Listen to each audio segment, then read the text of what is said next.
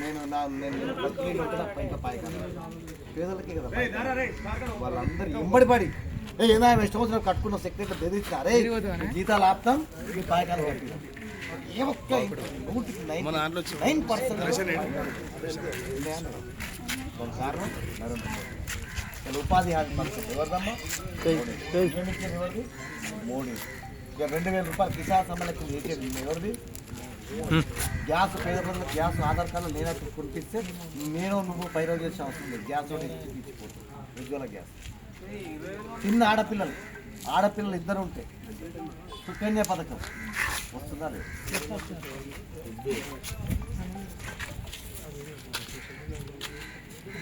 వస్తుందా లేదా అయినా కూడా 8 నుంచి పార్టీ పనిచేస్తుంది మరొక 30 నుంచి పనిచేస్తుంది నాకంటే 5 పని వస్తుంది పనిచేసి నేను ఊళ్ళో మా ఊళ్ళో వాడి బెదిరిస్తారు పెద్ద మనుషులు ఊళ్ళో ఎట్లుంటుందమ్మా అరే నువ్వు ఓటేస్తున్నావు ఈయన ఓటు పర్లేదు అనుకో బీజేపీ తినని మీ అందరిలో పైసలు భరత్ ఇట్లా పైసలు చెప్పలేదు అయ్యేమో ఏం తిరుగుతున్నావు మా పైసలు ఇచ్చిపోతున్నా పక్కింటి ఇచ్చినా అని అయినా కూడా జెండా తీసిపెట్టలే ఈ రోజులో ఉంటారు అమ్మ అట్లా ఒక మా హరిజన కుటుంబం ఒక ఎస్సీ దళిత కుటుంబంలో అటువంటి వ్యక్తులు ఉంటారు ఒక్కసారి ఆలోచించి ఇవాళ అరే నువ్వు పక్క కూడా రావై నీకు మాకు ఓట్లన్నీ పోతాట్టు నువ్వు వెళ్తావా ఎస్ఎస్ తీసుకుంటే తీసుకోలే మరి మా పార్టీ పైసలు మా దగ్గర పైసలే ఉంటాయి నా బట్ట నేనే కట్టాలి భరత్ ఇంట్లో పని చేయాలి నా ఇంట్లో తినొచ్చి భరత్ ఇంట్లో పని చేయాలి మా పార్టీ పనే కట్టుకుంటాయి అయినా కూడా పోటీలో ఉండి ప్రజాసేవ చేయడానికి వచ్చినాం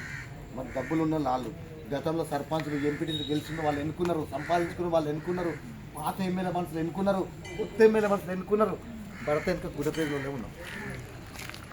మరి మనం పిలిస్తే వచ్చేటోడు కావాలన్నా వాళ్ళ దగ్గర గెలిచాక మనం పోవాలి ఒక్కడిగా ఆలోచించడం దయచేసి చెప్తున్నా పేదోని పెట్టుకుంటే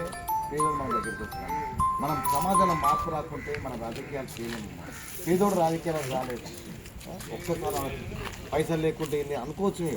పైసలు లేకుండా భరత్ గెలుస్తుంది మీరు అందరూ తెలుసుకుంటే భరత్ గెలుస్తుంది ఇలా నరేంద్ర మోడీ 2 సీట్లు ఉన్నది 10 ఏళ్ళు బీజేపీ గవర్నమెంట్ ఒక్కసారి బీజేపీ గెలిచిందంటే మళ్ళీ ప్రజలు ఇచ్చిపెట్టాడు మేము 30 నుంచి మా ఊళ్ళో వార్డు మెంబర్ గెలిచినా బీజేపీ గెలిచింది నేను సర్పంచ్ చేసి మా ఎంపీ బీజేపీ ఉప సర్పంచ్ 96 నేను ఓటు హక్కు వచ్చిన అంటే బీజేపీ వాళ్ళు ప్రజల సర్వీస్ హక్కు ఉంటుంది ప్రజల దగ్గర పోతారు ఒక్కసారి ఆలోచించడం టెక్స్టులు మీకు కూడా చెప్తున్నా మీరు రిపోర్ట్ చెప్తున్నాం పేదల్ని గెలిపించుకున్నాం ఒకసారి అమ్ముడు పోయేటోళ్ళు ఉన్నారు చాలామంది పైసలకు బుద్ధి చెప్దాం మద్యానికి బుద్ధి చెప్దాం ఒక్కసారి ఆలోచించడం పేద ప్రజలు ముందు కాపాడుకున్నటువంటి పేదలను గెలిపించుకున్న మా దగ్గరికి వస్తారు ఒకసారి దయచేసి చెప్తున్నా నేను ఈ జిల్లా అధ్యక్షుడిని నేను పక్కకే నా మండలం నాకు రాజపేటనే ఈ జిల్లా వేళ అందుబాటులో ఉంటా భరత్ స్పందించకుండా నాకు ఫోన్ చేసినప్పుడు స్పందిస్తా దయచేసి ఒకసారి పెద్ద సమస్యలు బస్సు గురించి నరేంద్ర మోడీ మనిషి ఊళ్ళో ఉంటే నేను జిల్లా అధ్యక్షుడు నాకు ధైర్యం నీకు ధైర్యం మోడీ డబ్బులు ఇస్తాం ఒక్కసారి డబ్బులు పక్కకు చూద్దాం మద్యాన్ని పక్కకు చూద్దాం మన గ్రామంలో డబ్బులు లేకుండా ఏదో పని చెప్పి చేస్తే మిగతా వాడు మనం చెప్తుంటాడు అమ్మ పైసలు పని చేయాలి ఏముందా హోటళ్ళు 2000 వాడి పైసలు ఉన్నాయా మన దగ్గర